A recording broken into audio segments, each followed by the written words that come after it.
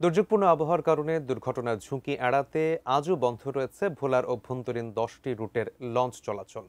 ভোলার ইলিশা ঘাট থেকে এই বিষয়ে বিস্তারিত জানাতে সরাসরি যুক্ত হচ্ছেন সহকর্মী মঞ্জুর আলম।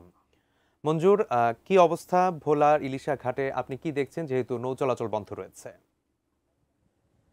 সাইমুল, আপনি জানেন যে তৃতীয় দিনের মতো কিন্তু আজকে এখন পর্যন্ত ভোলা লক্ষ্মীপুর সহ ভোলার অভ্যন্তরীণ রুটের 10টি রুটে লঞ্চ চলাচল বন্ধ রেখেছেন বিআরডব্লিউটির পক্ষ থেকে। এর কারণ হচ্ছে গভীর সমুদ্র বন্দরে 3 নম্বর সতর্ক সংকেত থাকা এবং নৌবন্দরে 1 নম্বর সতর্ক সংকেত থাকার কারণে কিন্তু এই লঞ্চ চলাচল বন্ধ রেখেছেন। তবে লঞ্চ চলাচল বন্ধ থাকার কারণে কিন্তু যাত্রীদের ভোগান্তি সৃষ্টি হয়েছে। আপনার একটু বলে রাখতে চাই যে দক্ষিণ বিভাগের যোগাযোগের চিটাগংয়ের সাথে অন্যতম মাধ্যম হচ্ছে এই ইলিশা লঞ্চঘাট। তো এই লঞ্চঘাটের যাত্রীর চাপ থাকবেই। তো যাত্রীদের অভিযোগ রয়েছে, যদিও 1 নম্বর সিগন্যাল চলমান আছে, এর মধ্যেও কিন্তু লঞ্চ চলাচল স্বাভাবিক রাখতে পারত বিআইডব্লিউটি এর, যার জন্য যদি লঞ্চ চলাচল স্বাভাবিক থাকতো তাহলে হয়তো তাদের এই যে ভোগান্তিটা পোহাতে হচ্ছে এবং কষ্ট করে তারা ফেরিতে যাচ্ছে এই লক্ষ্মীপুরের উদ্দেশ্যে,